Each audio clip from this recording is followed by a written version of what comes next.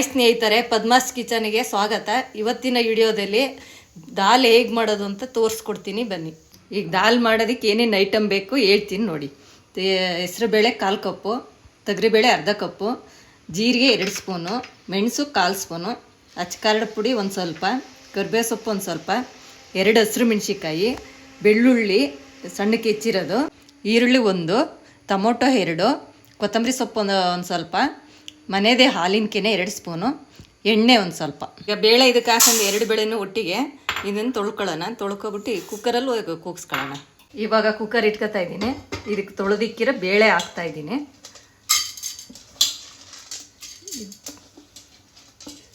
ನೀರು ಹಾಕ್ತಾ ಇದ್ದೀನಿ.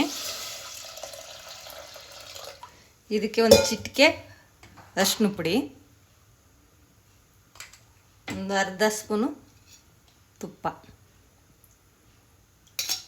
ಈಗ ಇದನ್ನು 1 ವಿಸಲ್ ಕೂಗಿಸ್ಕೊಳ್ಳೋಣ. 1 ವಿಸಲ್ ಸಾಕು.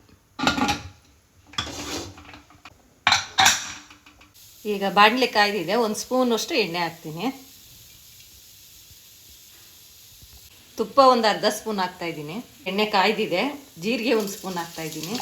ಒಂದು ಸ್ವಲ್ಪ ಇಂಗು, ಕರಿಬೇವು ಸೊಪ್ಪು ಒಂದು ಸ್ವಲ್ಪ, ಹಸಿರು ಮೆಣಸಿಕಾಯಿ,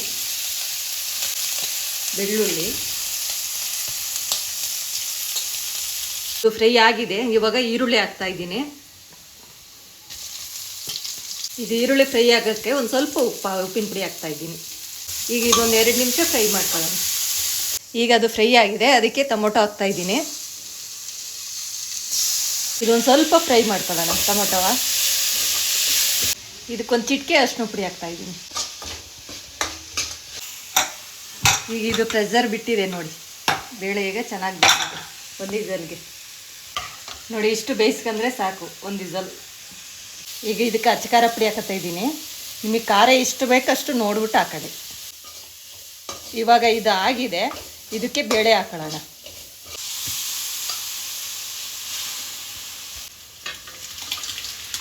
ಈಗ ಇದನ್ನು ಮಿಕ್ಸ್ ಮಾಡಿಬಿಟ್ಟು ಒಂದು 2 ನಿಮಿಷ ಬಿಡೋಣ. ಈಗ ದೊಡ್ಡೂರಲ್ಲೇ ಇಟ್ಕೊಂಡು ಒಂದು 2 ನಿಮಿಷ ತಿರುಗಿಸ್ಬೇಕು. ಈಗ ಇದು 2 ನಿಮಿಷ ಕುದ್ದಿದೆ. ಈಗ ರುಚಿಗೆ ತಕ್ಕಷ್ಟು ಕಲ್ಲುಪ್ಪು.